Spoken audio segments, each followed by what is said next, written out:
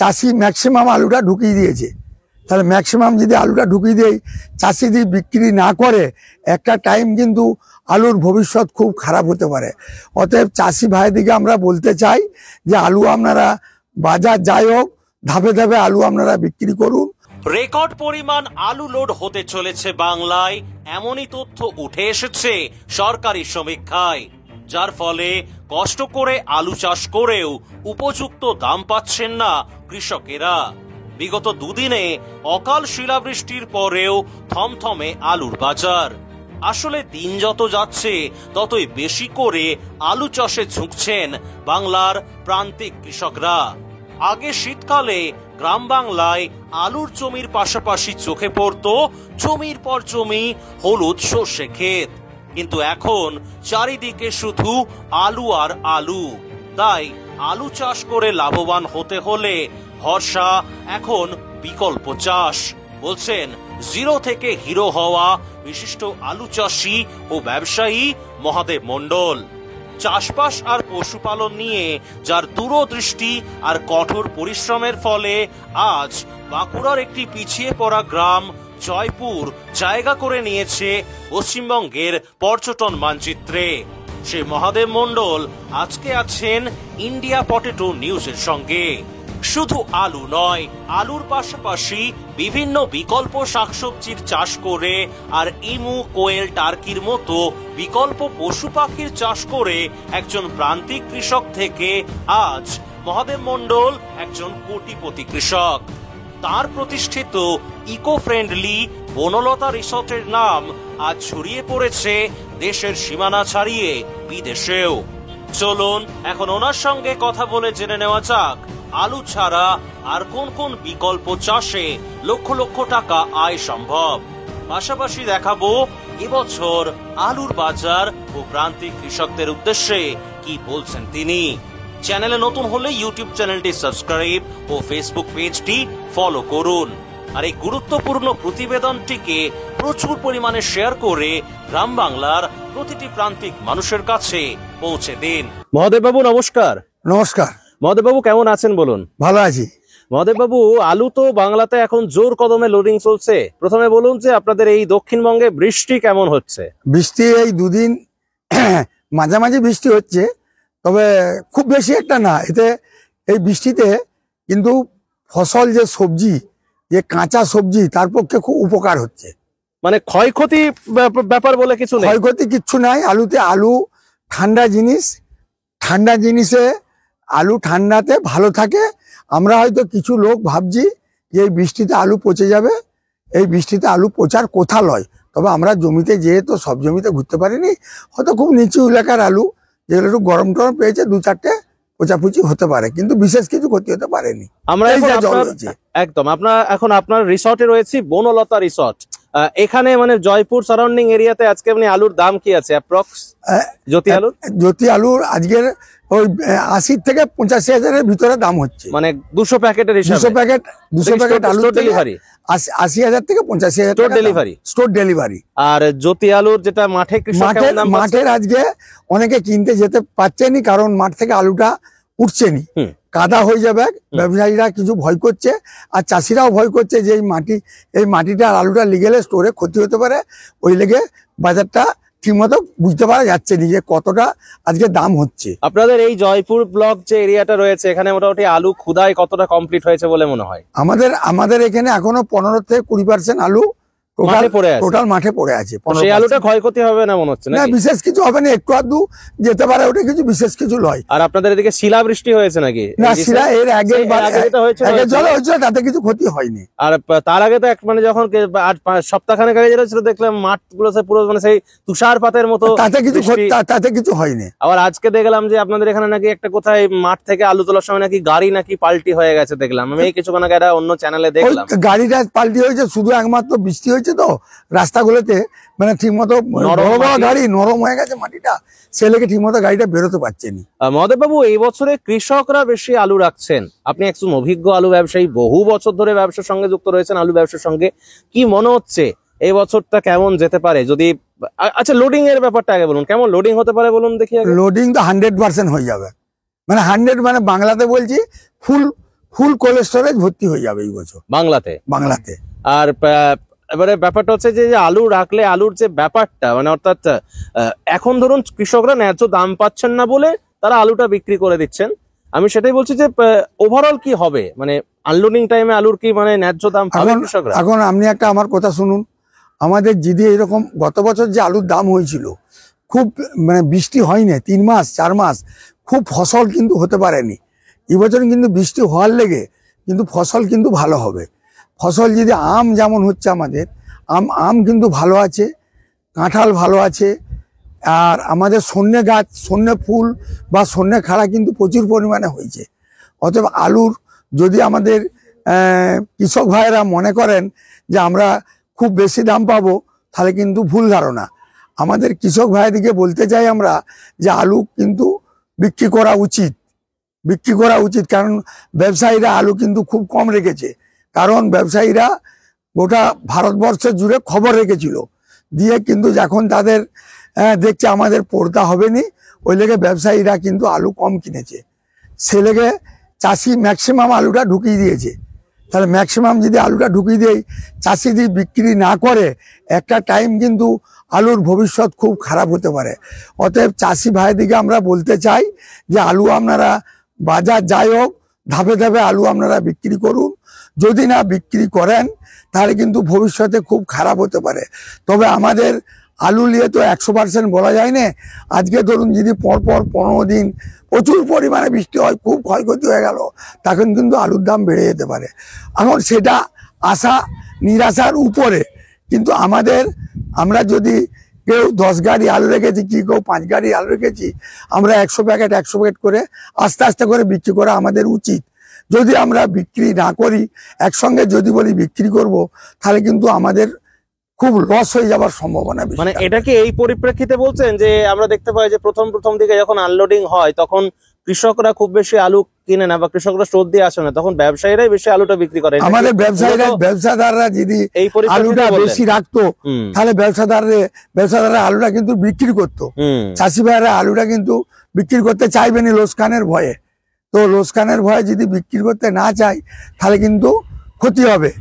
যদি বিক্রি করে তাহলে কিন্তু সব চাষি বা ব্যবসায়ী কিছু কিছু পয়সা পাবে। আচ্ছা, আপনাদের এই বনলতা রিসর্টে তো প্রচুর মানুষ বেড়াতে আসেন।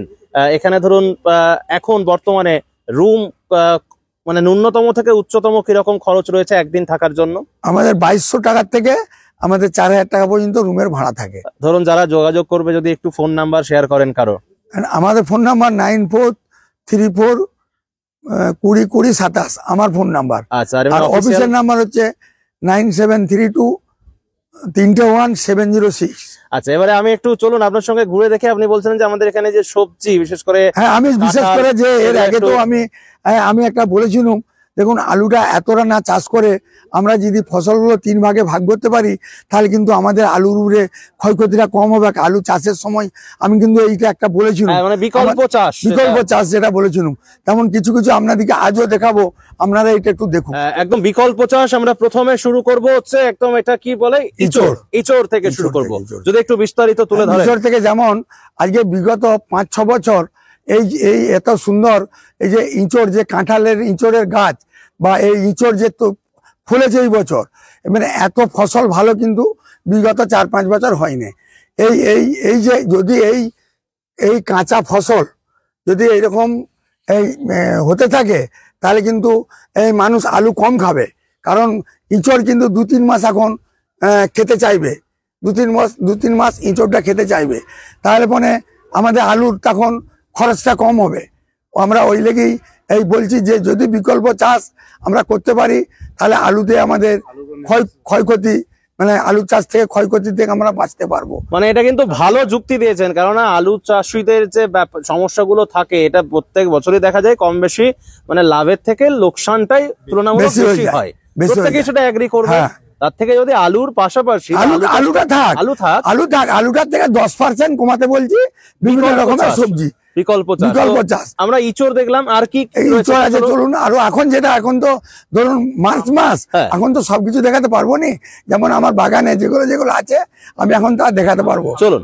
আমি তো এবারেতে আমরা সজনে ডাঁটার একটু দেখে নেব। এখানে বনলতার সজনে ডাঁটা, এটা নিয়ে যদি একটু বলেন যে বিকল্প চাষের আরেকটা চাষ সিজন ওয়াইজ মার্চ মাসে বলেন যদি। এই নমস্কার, এই যে এই বছর যে এত ফসল ভালো হয়েছে, যেমন সন্ধ্যে খাড়া বিগত 5-6 বছর এত ভালো আমাদের সন্ধ্যে খাড়া হয়নি।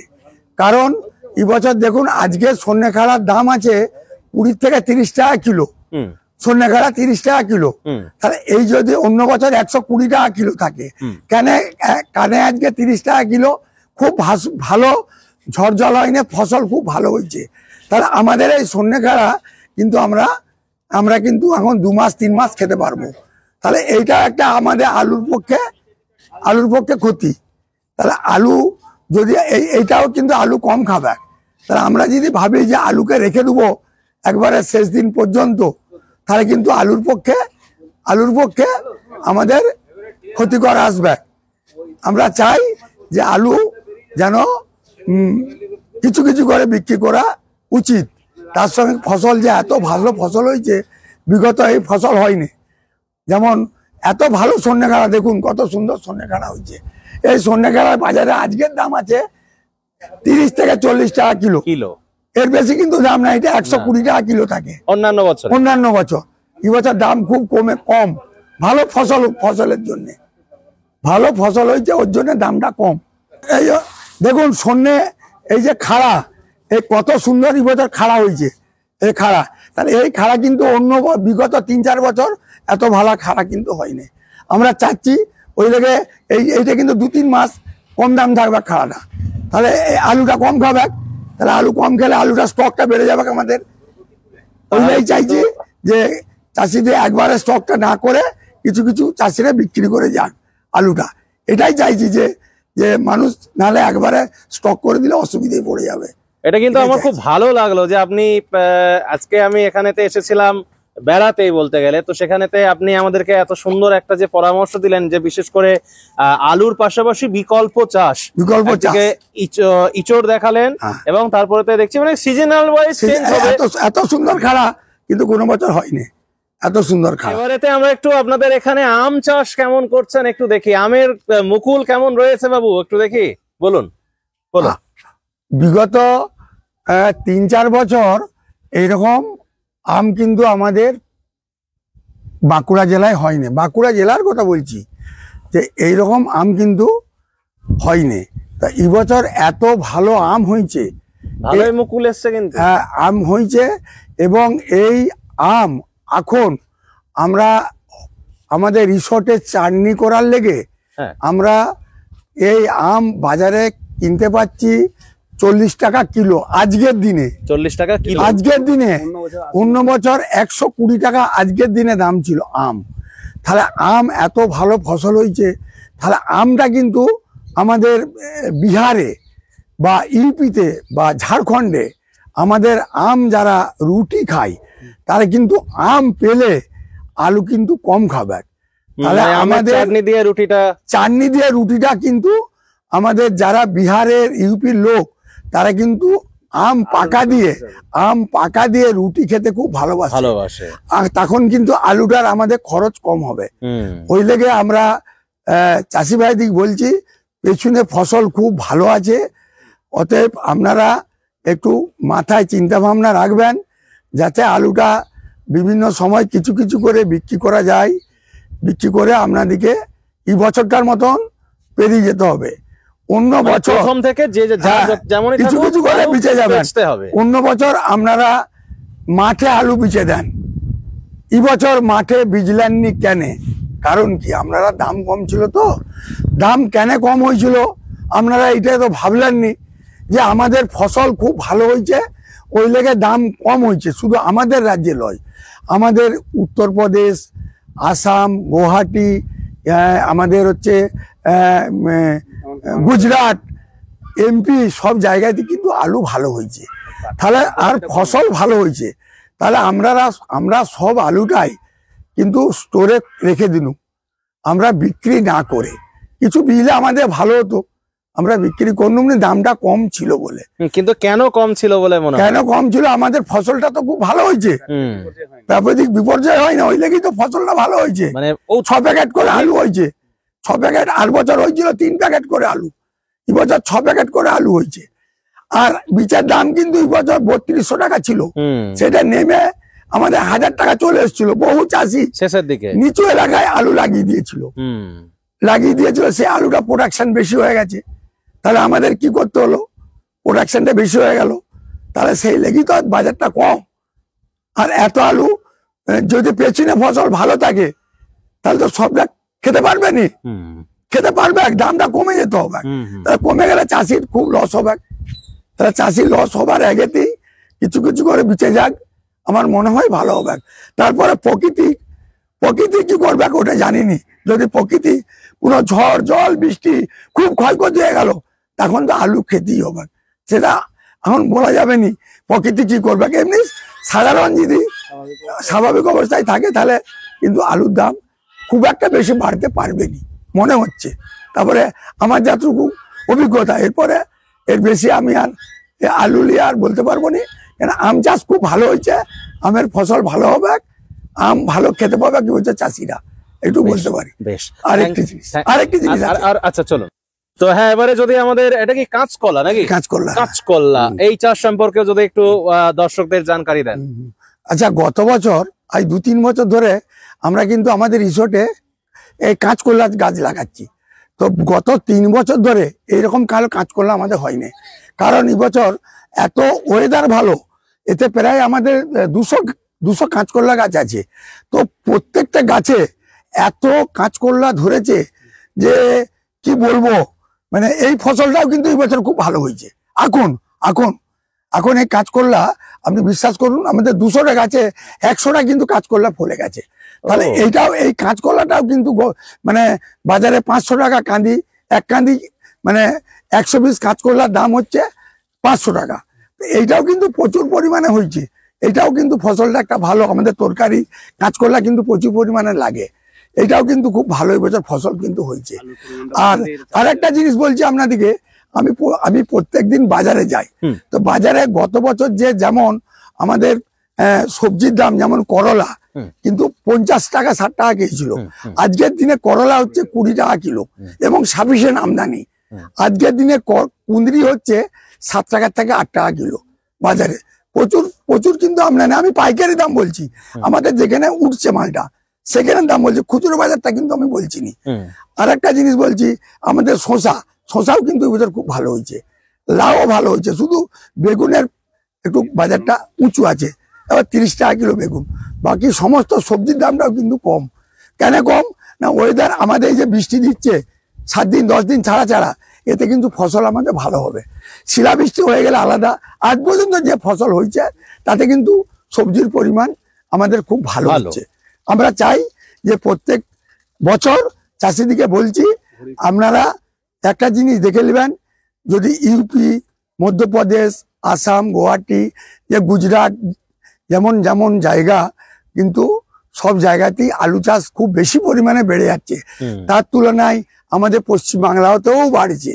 তা আমরা চাইছি, এবছর ইউপিতে নাকি বলছে 5 কোটি না 7 কোটি প্যাকেট আলু স্টোর বেড়ে গেছে, তাহলে সেই আলুটা খেতে হবে। আমাদের এখানে তো প্রচুর পরিমাণে আলু হয়ে গেছে। আমাদের এখন পেছনে ফসল আছে, আমাদের উত্তরবঙ্গ খুব ভালো আলু হয়েছে, সেখানেও একটা পেছনে ফসল আছে। তারপরে আমাদের এদিকে একটা ফসল আছে, ওই আমাদের কি জায়গাটার নাম রে ভুলে গেল আমি, এটা ওই যে রায়গঞ্জের ওখানে, ওই রায়গঞ্জ ভুল বলছি আমি, এদিকটাতে একটা না আম লয়, আলুটা এই এখন উঠছে, এটা মালদায় খুব ভালো একটা আলু আছে, ও 2-3 মাস দিয়ে দিবে, আমাদের কলকাতাকেও দিয়ে দিবে। এখন নাকি শুনছি যে ওরা বিহারকেও দিচ্ছে, উত্তরপ্রদেশেও যাচ্ছে, আমরা শুনতে পাচ্ছি যাচ্ছে, কিন্তু গেলেও ওদের কিন্তু 2-3 মাস যাবে, 2-3 মাস যাবে। আশা করছি যে এই 2-3 মাস আমাদের আলুটা খরচটা কম হবে। তো ওই লেগেই বলছি যে বিভিন্ন ফসল চাষ মানে করুন, আলু চাষ করুন, আলু আস্তে করুন, তার আস্তে, থেকে হ্যাঁ, 10% আমরা বিকল্প চাষও। যেমন আমরা কুসুমটা বলেছিলাম এর আগে, ও, কুসুম চাষটা খুব ভালো চাষ, ওইটা আপনারা কিছু কিছু 2-5 কাঠা করে লাগান। যেমন টমেটো চাষটা করলে, টমেটো কিন্তু খুব বাজার খারাপ এই বছর, হুম। পুরো এই বছরের মতন এত বাজার টমেটোর কোনোদিন খারাপ হয় না। দাদা বলছে পেঁয়াজটাও তো ওই রেগুন পেঁয়াজটা চাষ হ্যাঁ। করতে বলেছিলাম, হুম, রেগুন পেঁয়াজটা কিন্তু বাজারে খুব ভালো মানে বিক্রি হয়। হুম, এবং ছোলাটা, কাঁচা ছোলাটা, রসুনটার কিন্তু 100 টাকা দাম, রসুনটাও কিছু কিছু চাষ করতে বলছি, যেগুলো আমাদের উঁচু যে ঘরের পাশের যে জমিগুলো, সেই জমিগুলো যদি আমরা কিছু কিছু মানে মানে নির্ভর থাকলে হবে না। মানে কিছু কিছু যদি আমরা চাষ করি, তাহলে আলুটা একটু কম হলো, আলুটা কম হলে আমরা আমাদের আলুটার দামটা একটু বেশি পাবো, হুম। বেশি পেলে আমাদের সব দিক দিয়েই পয়সাটা বাঁচাতে পারবো। আজকে চাষি একটাই লস গেলে একটাই লাভ হয়ে যাবে, আজকে একদম আজকে যে চাষিরা আমরা বলেছেন। মানে আজকে স্টোর মালিকরা ভাবতে আরম্ভ করেছে যে তাই তো আমাদের আলু এত ভর্তি হয়ে গেল, আমরা কি আলুগুলো সব ভাড়া পাবো, কি আমাদের ভাড়া চলে যাবে, তো সেটা যেন না হয়, তারাও বেঁচে থাকুক। অত বড় বড় স্টোর করেছে, ইন্ডাস্ট্রি করেছে, অত বড় বড় ইন্ডাস্ট্রি করেছে, তাদের ভাড়া চলে গেলে তারা কিন্তু আমাদের পশ্চিমবাংলার ইন্ডাস্ট্রি শেষ হয়ে যাবে। তাই সময় থাকতে কিছু কিছু আলু বিক্রি করে যাক, তাহলে কিছু কিছু মানুষ কম পয়সায় খেতে পাবে, তাহলে আলুটা কিন্তু ক্লিয়ার হয়ে যাবে। আর যদি বলে যে আমরা 1.5 লাখ টাকা গাড়ি আসুক, 1.5 লাখ টাকা গাড়ি আসুক, তাহলে কিন্তু আলুটা কম খাবে, কম খেলে স্টকটা বেড়ে যাবে, লাস্টের দিকে খুব ক্ষতি হয়ে যাবে। এই যদি 1 লাখ টাকা গাড়ি হয়, তাহলে 1 লাখ টাকা হলে কিছু কিছু করে বিক্রি করা উচিত, 1 লাখ টাকা গাড়ি হলে বিক্রি করা উচিত, একটু বলতে পারি। নমস্কার, থ্যাংক ইউ স্যার, ভালো থাকবেন, আর আপনাদের দুজনকেও ধন্যবাদ। এই অনুষ্ঠানে সম্প্রচারিত সমস্ত বক্তব্য বক্তাদের নিজস্ব ব্যক্তিগত মতামত। এই অনুষ্ঠান বাজারের নির্ধারক নয়। অনুগ্রহ করে ব্যবসায়িক পদক্ষেপের পূর্বে নিজের বিচার বুদ্ধি কাজে লাগিয়ে সিদ্ধান্ত নিন। আলু রাখা বাজারগত ঝুঁকি সাপেক্ষ।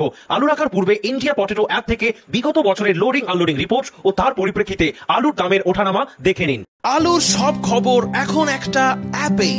আলুর প্রাত্যহিক বাজার দর, আলুর সর্বভারতীয় বাজার দর, আলুর সকালের বাজার দর, লোডিং আনলোডিং রিপোর্ট, বিগত 10 বছরের আলুর তথ্য, সারা ভারতবর্ষের 20,000 আলু চাষী ও ব্যবসায়ীদের তথ্য এখন আপনার হাতের মুঠোয়। প্লে স্টোর থেকে আজই ডাউনলোড করুন India potato market rate app. 2012 সাল থেকে প্রতি মুহূর্তে আপনার সঙ্গে।